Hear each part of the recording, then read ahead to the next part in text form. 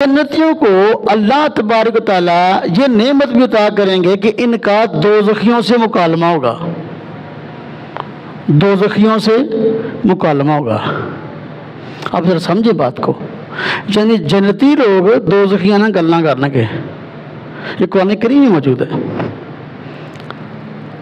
एक यार गुनाहगार ते एक नेक, हाँ जी, जरा नेक और जन्नत होगा तो वो कहूगा है दोज़ख च मेरा एक यार सगा किथे आ, गल्लां होणगियां। अब ये बातें कैसे होगी? जन्नती लोग दोज़खी से कैसे बातें करेंगे?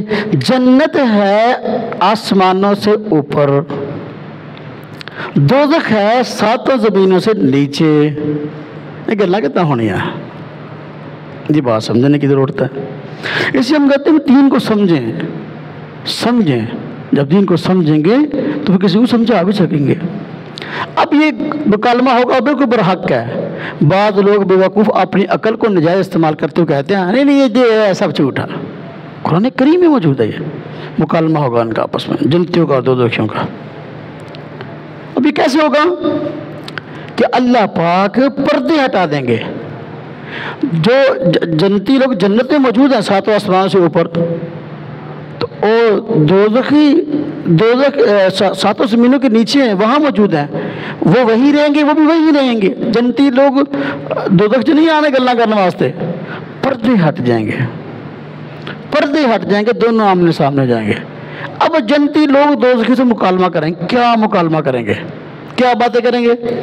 जन्नती लोग कहेंगे हाँ भाई फलाने फलाने दसो हुण बताओ हमें, अल्लाह पाक ने तो हमसे जिस चीज़ का वादा किया था वो तो हमें दे दी। हमें अल्लाह पाक ने वादा किया भी अगर ईमान लाओगे नेक अमल करोगे तुम्हारे लिए जन्नत है, तो अल्लाह पाक ने हमें दे दी। लेकिन आपसे जो वादा हुआ था भी अगर ईमान नहीं लाओगे दोज़ख में जाओगे, दसो तुहानू सब कुछ सज़ावां अज़ाब मिलिया कि नहीं मिलिया?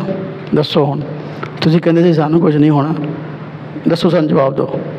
अब दोज़खी बेचारे जो है वो हसरत के मारे, अफसोस के मारे रो पीट भी रहेंगे और कहेंगे वाकई अल्लाह तबारक व तआला ने सच फरमाया, अल्लाह का वादा सच साबित हुआ, तुम्हें वो मिल गया जिसके तुम मुस्तहिक़ थे, हमें वो मिल गया जिसके हम मुस्तहिक़। ये मुकालमा होगा। इसी तरह चीज़ें